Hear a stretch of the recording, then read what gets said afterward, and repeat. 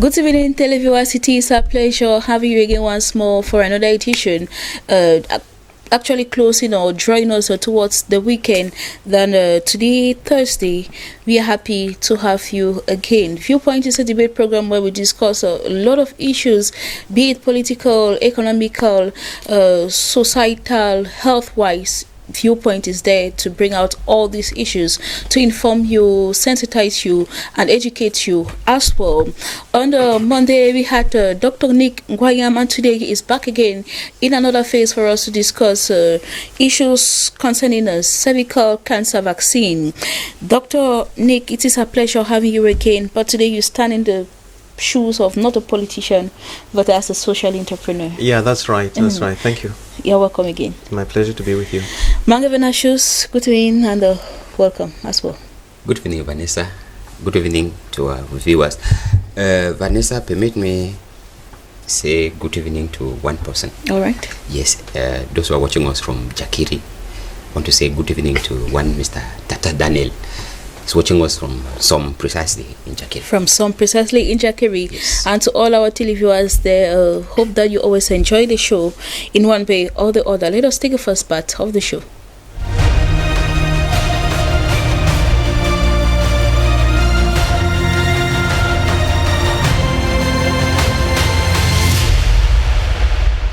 In the first question, controversial cervical cancer vaccine in Cameroon. Any reasons why Cameroonians should be skeptical? Doctor? Yes, they have every reason to be skeptical. Yeah. Venatius, do they have any reasons to fear? No. No, they do not. And are there ways to assure Cameroonians about the safety of the vaccine? Doctor? That's what it's all about. You know, because why should they be skeptical? They should be skeptical because we are not telling them, very concrete, sure information. We are not giving that. There's an issue of lack of trust as far as those vaccines and the vaccination programs are concerned. So they need assurance, and we'll be looking how they can be assured. Manga Venatius? Yes, they need. Yes, they need. Let us take the second part of the show, the debate.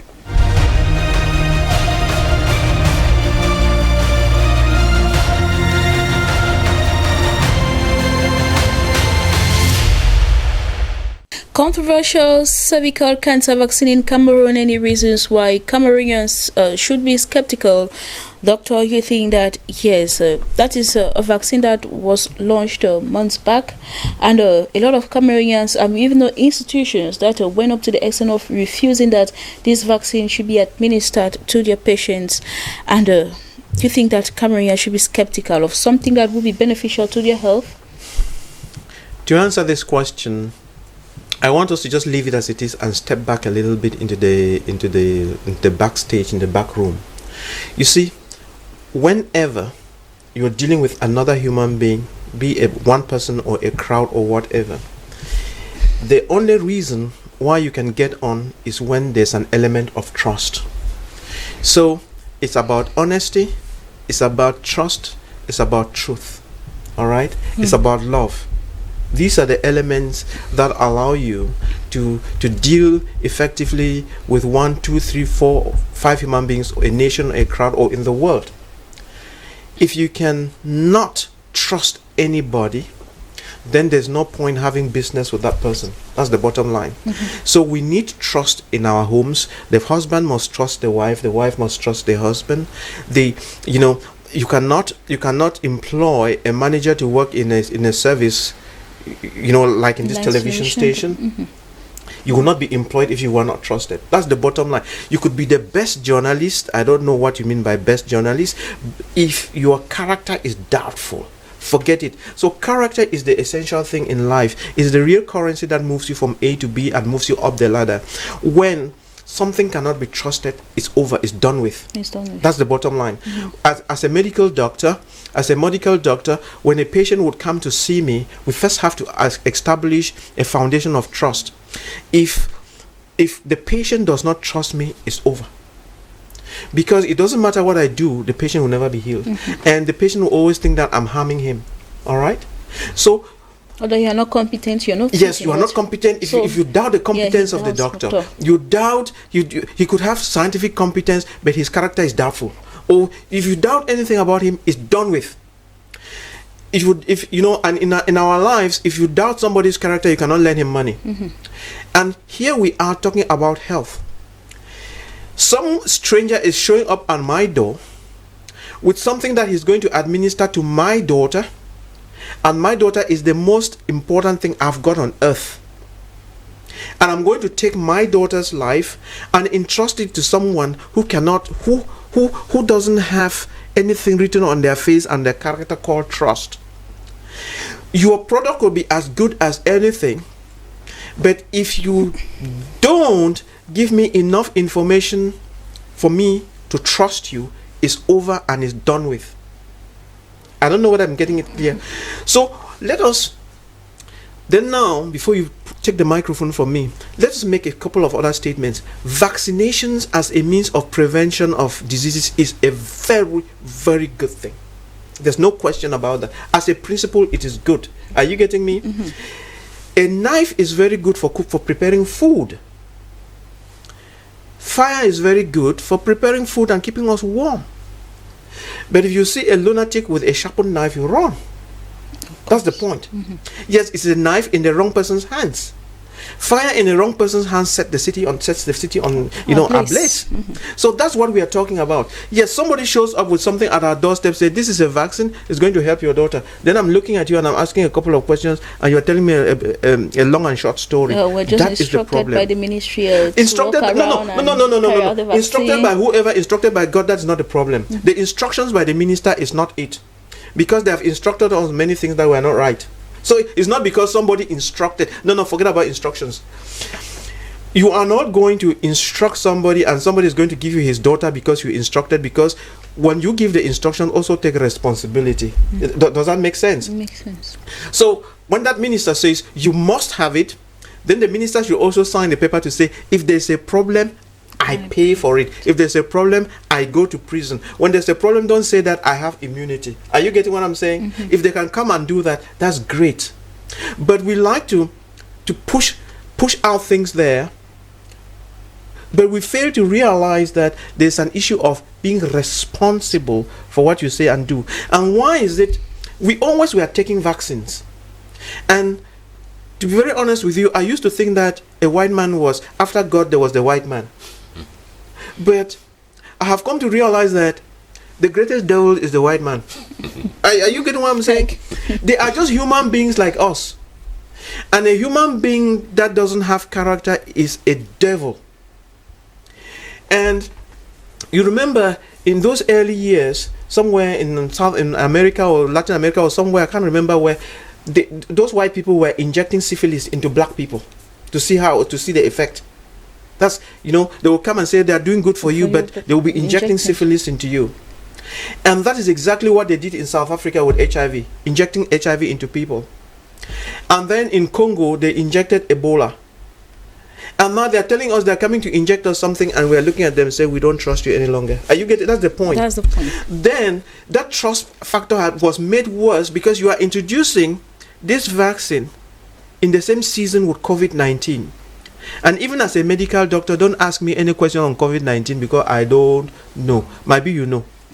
The question is COVID-19 made by man to kill other human beings, or is it an act of God? I don't know. Did COVID-19 start only in China, or it started somewhere else and was taken to America? Started somewhere else and taken to China and released in the world? I don't know. Does Nivaquine and whatever cure, does it cure COVID-19? I don't know. Are you getting all these questions? And these I don't know questions. We now go back to the most scientifically advanced nation in the world, which is America.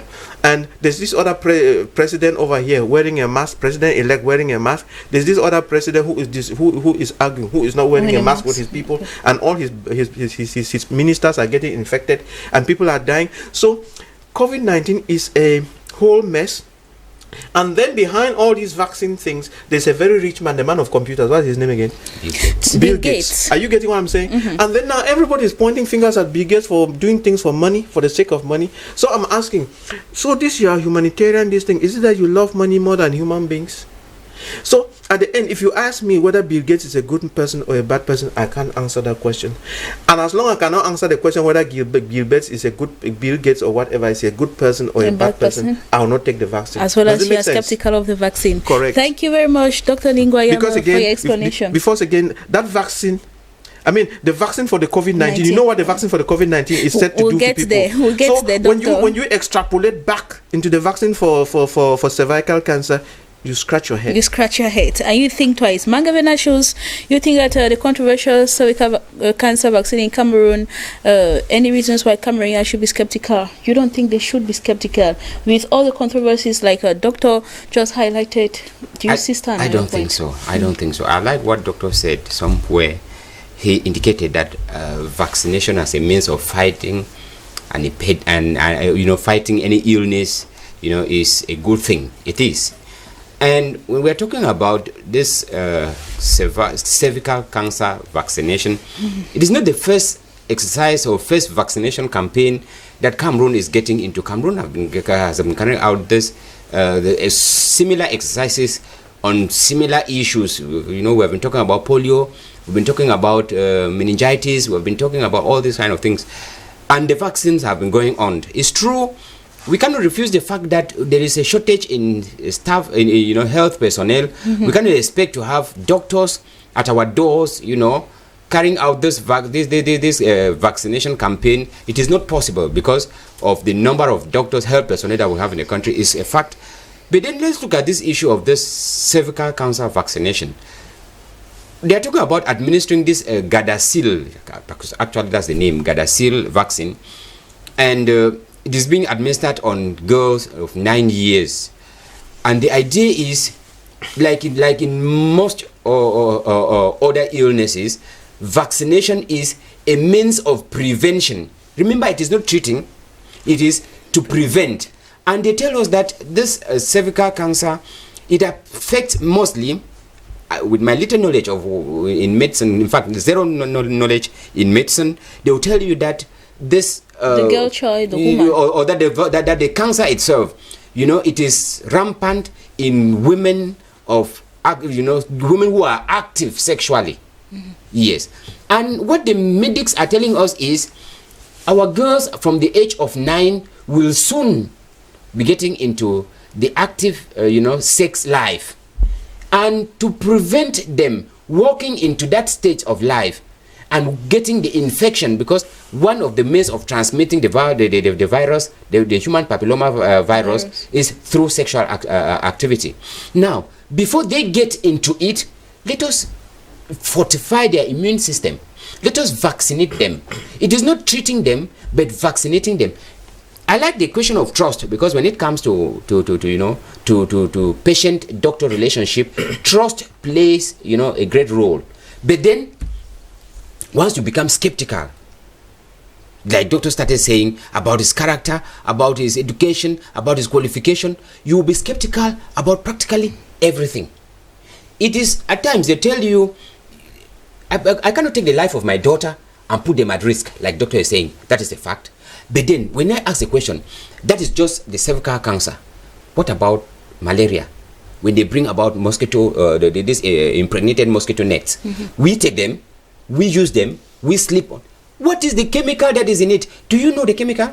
If it is a harmful chemical that was, that was used to treat, that they used it in treating the mosquito nets, and then we are sleeping on it, and in the long term, I'm taking our viewers into this kind of, blur thinking, and they should think that as you sleep on it, you are inhaling the powder that was in that net, and it kills you. Is a long-term poison, that will kill you gradually because you are inhaling it. In that context, we will end up not also accepting it because we are doubting.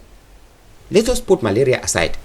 We are still, in as much as HIV/AIDS is becoming a household name now, we are already adapting it as one of a normal illness in Cameroon. But we have the antiretroviral drugs that Cameroonians have been using. Let us also doubt it. because we don't know where it is coming from. Because we just finished with polio vaccine. It was also doubted, and once you put doubt, once doubt started coming in, we tend to discredit our health system. It is in as much as every parent will have the right to defend her child, her daughter. I think that if we put doubt, if you allow doubt to set into our minds, we may end up, doubting everything, and instead it will plunge us into a very, awful situation, because even this malaria will also doubt that even headache, you also doubt the paracetamol. That what convinced you that the paracetamol that we are taking, that is not fabricated here in Kulunu? What convinced us that is not fabricated in Kumba? So all these things, once put them together, we'll see that at one point we will come to a point where we will need to accept it as they're telling us, because if we keep doubting, we will always have a possibility to raise a question mark. In fact, in everything medical, and with that, all right, our health will be a problem, Vanessa. So that was, I think that we need to give these doctors or this vaccine, a benefit of doubt. If not, we'll doubt everything. And while we are doubting, we are trying to find out are there ways to assure Cameroonians about the safety of the vaccine, because probably if we are doubting, then we have not been assured about it, or we have not been convinced,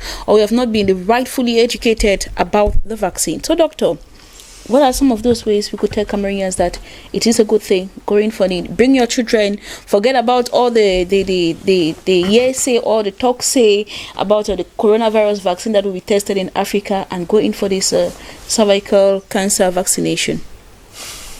You see, when Venatius was talking, he said that we need to even dial our paracetamol because it could be made in Kululu, it could be made in Kumba. By dint of that, he is saying that anything that is made here is not good. That's exactly what he's saying, in other words. So you see, that is just how far we've gone. So taking the cue from what he said, when you cook your own cookie in the house, do you doubt it? I don't think so.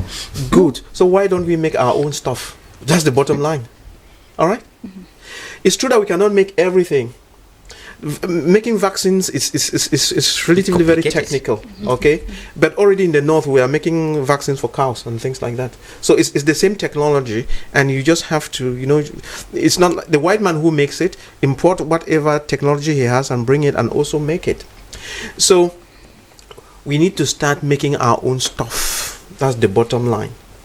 We need to start making our own stuff. Then we need to realize that when we talk about success in everything in life, if you are going to be successful, watch my lips, your character and your attitude accounts for 75% of your success. It does not matter what activity, politician, businessman, journalist, whatever, farmer, house girl, 75 teacher, 75% of your success depends on your character. 25% depends on your degree. Which means, if you have someone with a first degree in a particular field, who is honest, who can learn, who knows how, who understands problems and knows how to solve problems, he is better off employ that person and not take on. You would rather employ that person and not take on somebody with 5 PhDs, professor who is a liar. Are you getting what I'm saying?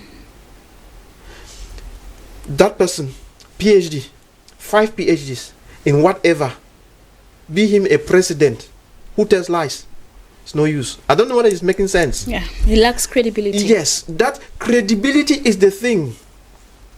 If there is no truth in something, forget it. If you are going to have any business dealing with anybody, look at his eyeball and make sure that whatever he's telling you, you can see truth from the beginning to the end. If somewhere along the line you see a lie, step back a little bit. And I have paid very dearly because you just believe what people tell you and you run with them, and you end up one day you will pay with your life. And I'm not going to have my daughter as an experiment because she will get cancer. Are you getting what I'm saying? Yes. I'm not going to have my daughter experiment with that. If what you are telling me, you cannot be looking at me, straight in the eye and really tell me what it is. Because, sometimes they say that that man of computers has been trying to control the population in Africa. You are aware of that, and it would. What if there is an inkling somewhere, some kind of a doubt somewhere that they have put something in it to cause sterility in women? They won't tell you, but you need to scratch your head. Are you getting me? If they have put something in it that will make Africans die much faster, though they're giving you something and then taking back something. Are you getting me? Because those people, they don't like black Africans. No, they don't. If they tell you they like you, they love you, they're lying. They love your resources. So there is something there, as long as we can't trust them. And you've heard about genetically modified food. You've heard about and the controversies around those genetic things. They have some genes in them called a terminator. You would have noticed that when you plant, when you go and buy those seeds and plant them, the first crop, it grows and bears well. If you take the seed from that genetically modified and go and plant, it will not grow. It will grow but will bear little or nothing, and then it dies because it has a gene in it. They have injected a gene in it called terminator, so that you have to keep coming to them to buy. You cannot go and grow and you continue. No. Are you getting me? So they have been putting terminators in things, and they're terminating us as well. You have to be very clear about that. And sometimes, even if you don't want to take the vaccine, they might put the terminator in the corn. You eat the corn, the gene goes into you and terminates you. So the white man is very tricky. It's very tricky. So what can they do now to reassure these Cameroonians? What can they do to convince me, for example, that go in for the vaccine? Go in for the vaccine. You need to show me one thing that we do very well in Cameroon as an example of that we are able to do things well. Are you getting me? Then you use that as a measure to say that, okay, you see this other thing, cleaning our streets, I can clean them well. Availability of public toilets as well. Are you getting what I'm saying? Our buildings are well done. There's town planning. There is this thing. I mean, it's great. When you go into our airports, they're smelling of urine. So we do nothing properly. So I don't trust nothing. Trust nothing. Magavenashus, your point of view. There are a lot of things we could do to, of course, educate Cameroonians that they should go in for the vaccine. It is not like refusing the fact that parents were actually skeptical about very skeptical about the administration of this vaccine to their children in Cameroon. Is a fact. We started with the Catholic Bishop of Obala, who prohibited the use of this vaccine in his diocese. The National Episcopal President, Bishop Monsignor Kome, was of that opinion still, and of late they inform us that other communities are joining to prohibit the use of the administration of this vaccine in their communities. But then the issue here is, if we have to tell Cameroonians that do not doubt, we need some assurances to be given to them. And that is why we think that there are ways. There are ways, because when these people come up talking about prohibiting the use of these vaccines in their institutions or in their communities or within their area of jurisdiction, and the government says nothing, you give those who are doubting, the credit. You give them, the position to confirm their doubt. Magavenashus, don't you think that it is up to them to accept it or not? Or are you trying to say the vaccine should be forced on the individuals? When you leave human beings to decide for themselves, you open a large vent for them to go astray. We need to be guided, and that is why we have a government, because this government is supposed to guide the affairs of the nation. We would have expected an official statement from the government to come out to indicate that no, this vaccine is genuine. The vaccine is meant for the safety, for the future of your children. In as much as the government is silent, in as much as the Ministry of Public Health is silent about it, you tend to confirm what others are doubting. You tend to confirm their doubt. But we would have expected that they should come out to show to the world that this is a genuine vaccine. But then we've had little or no explanation from their part, and anybody doubting would think that is a kind of, call it scam. All right, It's doctor. a kind of, Doctor, you want to add something? Yeah, I want to ask Venatius. Venatius, I'm asking you a question. I know you don't have the answer, but when I'm asking this question is to help our viewers to also ask the question, to think. It's about thinking out of the box, okay? Now, tell me, who should tell you? You were saying the government should come out and assure people. What do you need? What do you need as evidence to assure people? Are you getting the sense of the question? Exactly. For the minister to come out or whoever and say, please, yes, this vaccine, I swear on my, I swear my, how do you say it? I swear on my life. I swear my life. That is great. What does the minister need to do? Let's ask that technical. It's a technical thing now. Let's just examine it with our listeners. Okay. Anyway, for example, I will say, if I have to assure you that this food is good, I must have tasted it.